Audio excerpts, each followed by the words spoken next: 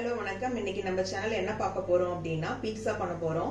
இது vegetable pizza. இது பண்றதுக்கு பீட்சா டோவும் ரெடி பண்ணணும். அதுக்கப்புறம் அதுக்கு ஒரு சாஸ் வேணும். ஃபர்ஸ்ட் வந்து நம்ம டோ வந்து ரெடி பண்ணிக்கலாம். அதுக்கப்புறம் சாஸ் எப்படி பண்றதுன்னு பார்ப்போம். ஸோ இந்த வீடியோ ஸ்கிப் பண்ணாம பாருங்க. அப்பதான் உங்களுக்கு வந்து கரெக்டா பீட்சா எப்படி பண்றது அப்படிங்கறது பார்க்க முடியும். இந்த டோ ரெடி பண்றதுக்கு ஃபர்ஸ்ட் ஈஸ்ட்டை வந்து ஆக்டிவேட் பண்ணணும். அதுக்கு 1 கப் நல்லா வார்ம் வாட்டரா எடுத்துக்கோங்க. கை வச்சா லைட்டா தான் சூடு இருக்கணும், அந்த அளவுக்கு தான் இருக்கணும். அது கூடவே 1 டேபிள் ஸ்பூன் சுகர் போட்டதும் அதை நல்லா மிக்ஸ் பண்ணிடுங்க. நல்லா வந்து தண்ணியில கரைஞ்சிடணும். சுகர் நல்லா கரைஞ்சிடுச்சு தண்ணியில. இப்போ இதுல ஈஸ்ட் வந்து ஆட் பண்ணலாம். 2 டீஸ்பூன் ஈஸ்ட் போடுங்க. 1 டீஸ்பூன், இன்னொரு டீஸ்பூன். இப்போ இதை நம்ம டிஸ்டர்ப் பண்ணவே கூடாது. இதை க்ளோஸ் பண்ணி ஒரு 10 நிமிஷம் வச்சிருவோம். ஈஸ்ட் வந்து நல்லா பொங்கி எழுப்பி வரும். அதுக்கப்புறம் எப்படி மாவு ரெடி பண்றதுன்னு பார்ப்போம். சாஸ் எப்படி பண்றதுன்னு பார்ப்போம். இது பண்றதுக்கு நான் ஒரு 5 தக்காளி எடுத்திருக்கேன். இதை நம்ம தண்ணியில வந்து ஒரு 10 நிமிஷம் வந்து பிளான்ச் பண்ணுவோம். அதுக்கப்புறம் தோல் எடுக்கணும். அதுக்காக என்ன பண்ணலாம்னா தக்காளியோட பின்னாடி இந்த மாதிரி எக்ஸ் மாதிரி போட்டுட்டோம் அப்படின்னா தோல் எடுக்கிறதுக்கு ஈஸியா இருக்கும். வந்ததுக்கப்புறம் இந்த சென்டர்ல இருக்கு பாத்தீங்களா, இந்த கண்ணு மாதிரி, இதை எடுத்துருங்க.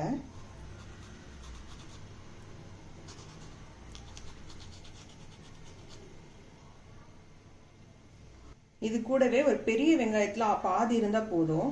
அதுக்கப்புறம் காஷ்மீரி சில்லி வந்து நான் வந்து ஒரு 4 எடுத்திருக்கேன், நல்ல கலருக்காக. அது கூடவே ரெட் சில்லி வந்து 3 எடுத்திருக்கேன். உங்ககிட்ட காஷ்மீரி சில்லி இல்லை அப்படின்னா வெறும் ரெட் சில்லி மட்டுமே எடுத்துக்கலாம். இப்போ இந்த கட் பண்ண இந்த தக்காளியை தண்ணியில போடலாம்.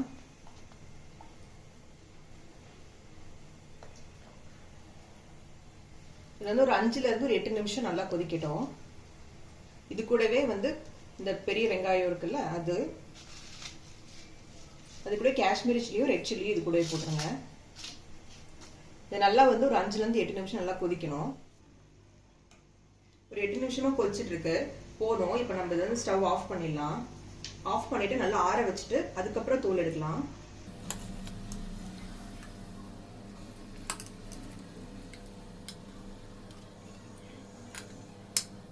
ஆறிடுச்சு. இப்ப இந்த தக்காளியில இருந்து தோல் எடுத்துடலாம்.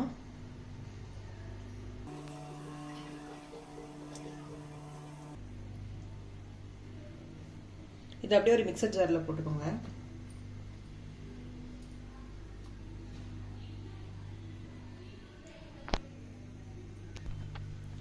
இது கூடவே இந்த வரமிளகாய், வெங்காயம் எல்லாத்தையும் ஒட்டுக்கா போட்டு நல்லா பேஸ்ட் அரைச்சிடணும்.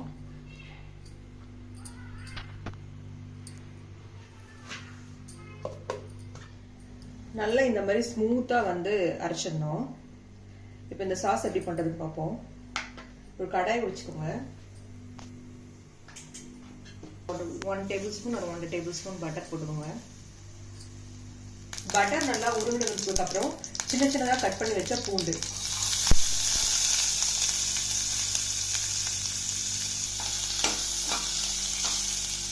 பூண்டை கொஞ்சம் நல்லா பட்டர்லயே ஃப்ரை பண்ணிக்கலாம். இப்போ இதுல அரைச்சு வச்சிருக்கிற பேஸ்ட்டை வந்து ஊத்திடணும்.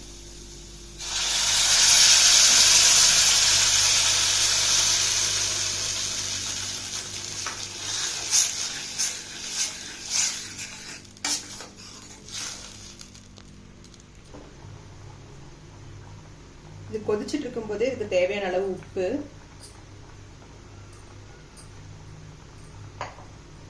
இது கூடவே 1 டேபிள் ஸ்பூன் சுகர் போட்டுக்கோங்க. அப்பதான் அந்த தக்காளியில் இருக்க புளிப்பெல்லாம் பேலன்ஸ் ஆகும். 1ங்கிறது 1 இல்லைன்னா 1.5 டேபிள் ஸ்பூன் கூட போட்டுக்கலாம். நான் இதுக்கு வேற கெச்சப் எதுவுமே வந்து போட போறது கிடையாது. தக்காளியில இருக்கிற புளிப்பு மட்டும்தான்.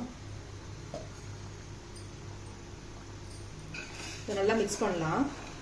ஒரு 10 நிமிஷம் நல்லா கொதிக்கட்டும். லோ டு மீடியம்லயே இருக்கட்டும், ஹை ஃப்ளேம்ல வைக்காதீங்க. நிமிஷமா நல்லா கொதிச்சிருச்சு. இந்த அளவுக்கு திக்கா இருந்தா போதும். இதுக்கு மேல திக்காக தேவையில்லை.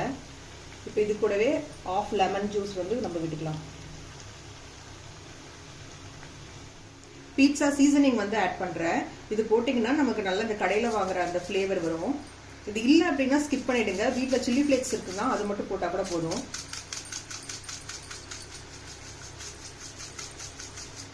வந்து 1 டேபிள் ஸ்பூன் அளவுக்கு போட்டிங்கன்னா போதும். அதான் இப்போ ஸ்டவ் ஆஃப் பண்ணிடலாம். சாஸ் வந்து ரெடி ஆயிடுச்சு. பாருங்கள், ஈஸ்ட் இதுதான் ஆக்டிவேஷன். இந்த மாதிரி நல்லா ஆக்டிவாக இருக்கணும். இப்படி இருந்தால் தான் நம்ம டோ பண்ணும்போது நல்லா ஃப்ளஃபியாக வரும். இந்த ஸ்டேஜ் வரல அப்படின்னா நீங்கள் பிட்ஸா பண்ணாதீங்க. இந்த ஈஸ்ட் வந்து எக்ஸ்பயர் ஆகிருக்கும், இல்லைனா அது வந்து அதோட ஈஸ்ட் வந்து டெத்துன்னு தெரியும். நான் யூஸ் பண்ணுறது டிசையரோட ஆக்டிவ் ட்ரை ஈஸ்ட் தான் நான் யூஸ் பண்ணுறேன். ஸோ இந்தளவுக்கு நல்லா ஃப்ளஃபியாக வரணும். இப்போது இதில் நான் 2 கப் மைதா எடுத்து வச்சுருக்கேன். இது நான் பண்ணக்கூடியது வந்து லார்ஜ் சைஸ் பீட்சா 12 இன்ச்சஸ் பண்ண போகிறேன். இதை நம்ம இது கூட ஆட் பண்ணிக்கலாம். இது கூட 1 டீஸ்பூன் சால்ட். இப்போ இதை நம்ம நல்லா மிக்ஸ் பண்ணிக்கலாம்.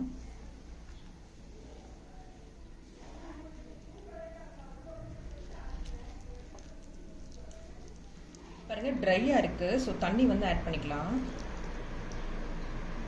கொஞ்சம் கொஞ்சமாக ஆட் பண்ணி மிக்ஸ் பண்ணுங்கள். மாவு வந்து ஒரு கட்டிங் போர்டு இல்லைனா ஒரு ஒர்க் ஸ்டேஷனுக்கு மாற்றிக்கலாம். இது கூட பட்டர் வந்து 2 டேபிள் ஸ்பூன் வந்து ஆட் பண்ணிக்கோங்க. இப்படி பண்ணுறதுனால என்ன ஆகும்னா நல்ல டோ வந்து சாஃப்டாக இருக்கும்.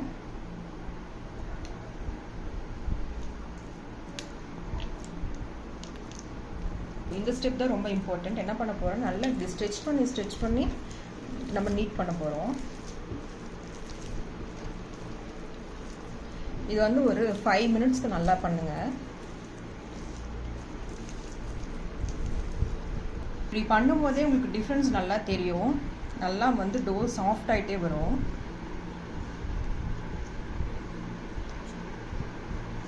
இது பண்ணுறதுனால உள்ள ஏர் கொயாகுலேட் ஆகும். அதனால நல்லா ஃப்ளஃபியாக நல்லா சாஃப்டாக இருக்கும். ஸோ இப்போ பாருங்கள், டோ நல்லா இந்த மாதிரி சாஃப்டாக இருக்கு. இப்போது இது என்ன பண்ணலான்னா இப்படி நல்லா டக் பண்ணிக்கலாம்.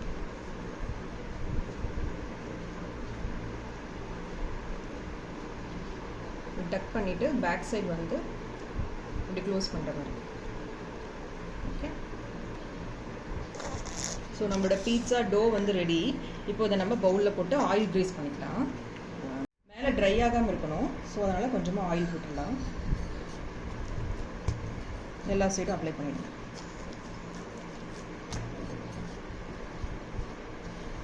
இந்த டோவை நம்ம கவர் பண்ணி 1 hour வச்சிங்கன்னா போதும்.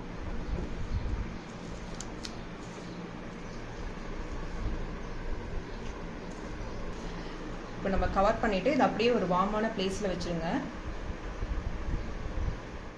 ஸோ இப்போ ஒரு 1.5 hours ஆயிடுச்சு. பாருங்க, நல்லா ரைஸ் ஆகி வந்திருக்கு. இப்போ இதை பஞ்ச் பண்ணிடலாம்.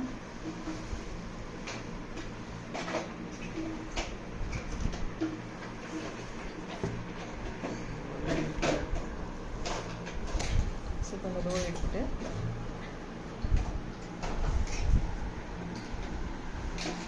லைட்டாக மட்டும் இதை பிசைஞ்சிக்கலாம்.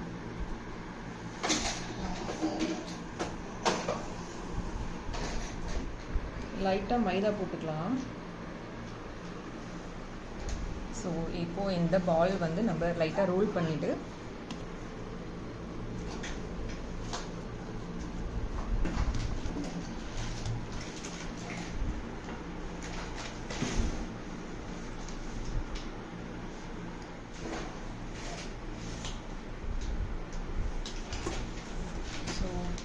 இப்போது இந்த டோவை எடுத்துகிட்டு பேனுக்கு சேஞ்ச் பண்ணிக்கோங்க. நான் வந்து 12 inch பேன் எடுத்துருக்கேன். நல்லா இப்படி கையிலேயே இப்படி ஸ்டிச் பண்ணணும். நெக்ஸ்ட் ஸ்டெப் பார்த்தீங்கன்னா இந்த கார்னர்ஸ் மட்டும் நம்ம இப்படி பண்ண போகிறோம். ஸோ இப்போது இங்கே நம்ம என்ன பண்ண போகிறோம்னா ஒரு ஃபோர்க் வச்சு லைட்டாக ப்ரிக் பண்ணிக்கோங்க.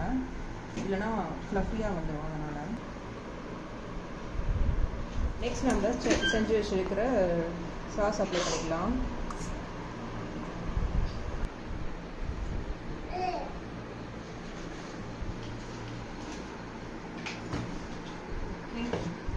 Next cheese.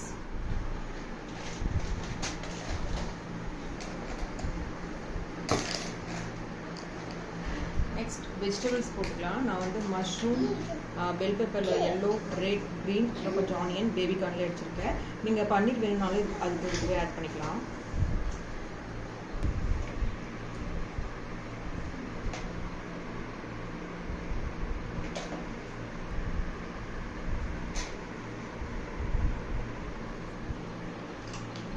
இது டோட்டலி உங்களோட இஷ்டம் தான், என்னென்ன டாப்பிங் வெஜிடபிள்ஸ் ஆட் பண்ணணும் அப்படின்றது. இதுக்கப்புறம் இதுக்கு மேலேயும் அனதர் லேயர் ஆஃப் சீஸ் போட்டுக்கோங்க. உங்களுக்கு நல்லா சீஸியாக வேணும் அப்படின்னா நீங்கள் நிறைய சீஸ் போடலாம். இல்லை எனக்கு சீஸ் கம்மியாக இருந்தால் தான் பிடிக்கும் அப்படின்னா நீங்கள் சீஸ் வந்து கம்மியாக ஆட் பண்ணிக்கோங்க. இந்த கார்னஸ் பார்த்தீங்கன்னா ட்ரை ஆகும் பேக் பண்ணும்போது. ஸோ அது ஆகாமல் இருக்கிறதுக்கு என்ன பண்ணுங்கன்னா மில்க் ஆட் பண்ணிக்கலாம். மில்க் வந்து இந்த மாதிரி கார்னஸில் மட்டும் இப்படி டச் பண்ணுங்கள்.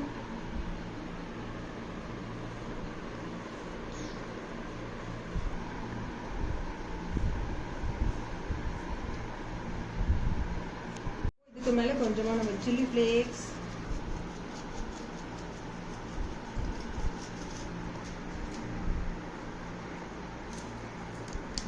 அண்ட் இட்டாலியன் சீசனிங் கொஞ்சமாக போட்டுக்கலாம். ஸோ இப்போ நம்மளோட பீட்சா பேக் பண்ணுறதுக்கு ரெடி ஆயிடுச்சு. ஸோ ப்ரீ ஹீட்டட் அவனில் வச்சுட்டு நம்ம பேக் பண்ணலாம்.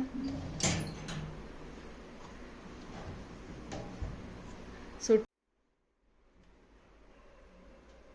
நம்மளோட யம்மி பீட்சா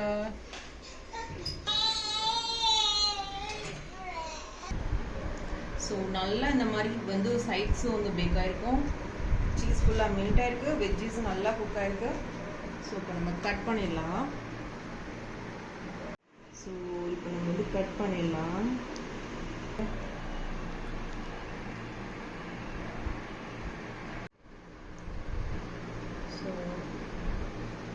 ஸோ பேஸும் பார்த்தீங்கன்னா நல்லா குக் ஆகிருக்கு. ஸோ பர்ஃபெக்டான பீட்சா. அண்ட் டெக்ஸ்சர் பாருங்கள், நல்லா சாஃப்ட் அண்ட் கூயியாக இருக்கும், ஹார்டாக இல்லாமல். ஸோ நம்மளோட யம்மி பீட்சா ரெடி. ஸோ இந்த சைட்ஸில் பார்த்தீங்கன்னா தெரியும் எவ்வளோ நல்லா குக் ஆகிருக்குன்னு. Pizza recipe ready. ட்ரை பண்ணுங்கள். ட்ரை பண்ணிவிட்டு எப்படி இருக்குன்னு சொல்லுங்கள். பிடிச்சிருந்தா லைக் பண்ணுங்கள், ஷேர் பண்ணுங்கள், மறக்காமல் சேனலை சப்ஸ்கிரைப் பண்ணுங்கள். நெக்ஸ்ட் ஒரு இன்ட்ரெஸ்டிங்கான வீடியோவில் மீட் பண்ணுறேன்.